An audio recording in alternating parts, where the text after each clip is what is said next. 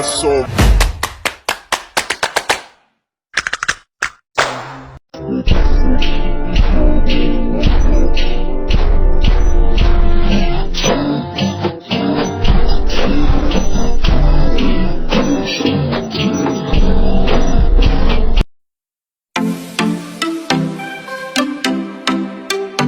Pengertian teks sejarah. Teks cerita sejarah merupakan kisah imajinasi yang ditulis dengan tokoh atau latar sejarah yang benar-benar terjadi. Cerita sejarah termasuk dalam teks naratif apabila disajikan sesuai urutan peristiwa dan urutan waktu. Sementara itu, cerita sejarah termasuk teks deskriptif jika disajikan secara simbolisasi verbal. Perbedaan teks sejarah: 1. Dituntut menyajikan hal-hal faktual. 2. Sejarawan wajib menyampaikan sesuatu sebagaimana adanya sesuai realita. 3. Hubungan antar fakta perlu direkonstruksi. Perbedaan teks cerita sejarah: 1. Bebas menggambarkan sesuatu yang tidak pernah ada. 2. Penulis bebas menciptakan sesuai imajinasinya. 3. Tidak terikat pada fakta sejarah sepenuhnya.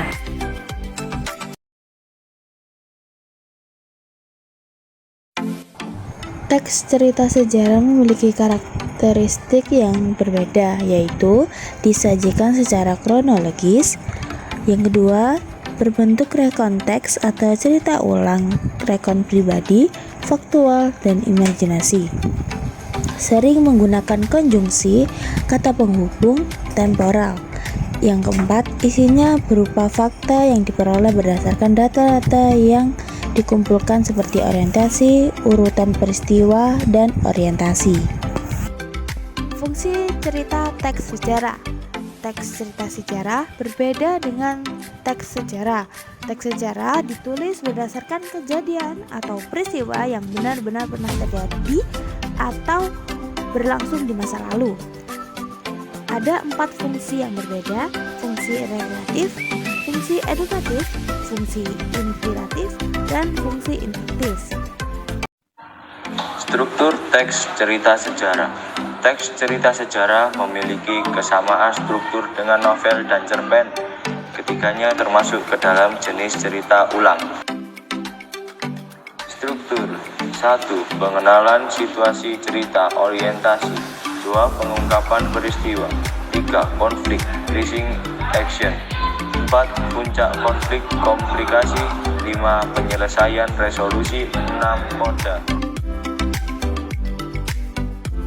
Kaidah kebahasaan teks cerita sejarah.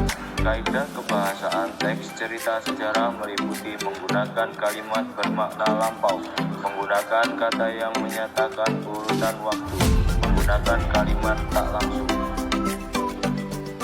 Teks cerita sejarah berbeda dengan teks sejarah. Teks sejarah ditulis berdasarkan kejadian atau peristiwa yang benar-benar pernah terjadi atau berlangsung di masa lalu. Macam-macam kaidah kebahasaan yang digunakan yaitu memakai pronomina, memakai verbal material, memakai konjungsi temporal, menggunakan kalimat majemuk, memakai frasa adverbial. Unsur pembentukan teks cerita sejarah memakai unsur intrinsik, yaitu unsur yang secara langsung membangun sebuah teks cerita sejarah. Unsur intrinsik pembentukan teks cerita sejarah terdiri dari tema, alur atau plot. Alur ini dibedakan menjadi 3, yaitu alur maju, alur mundur, dan alur campuran.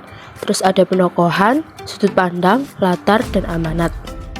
Unsur ekstrinsik, yaitu unsur yang berada di luar karya fiksi yang mempengaruhi lahirnya karya, namun tidak menjadi bagian di dalam karya fiksi itu sendiri.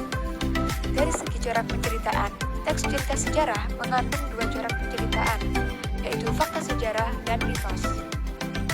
Berikut adalah beberapa contoh unsur ekstrinsik, yaitu yang pertama unsur bias, kemudian yang kedua unsur keagamaan, yang ketiga unsur politis, kemudian selanjutnya unsur ekonomi, dan yang terakhir yaitu unsur sosial. Selanjutnya ada nilai-nilai yang terkandung dalam teks cerita sejarah, yaitu nilai budaya, kemudian nilai moral, selanjutnya nilai agama, dan yang terakhir adalah nilai sosial.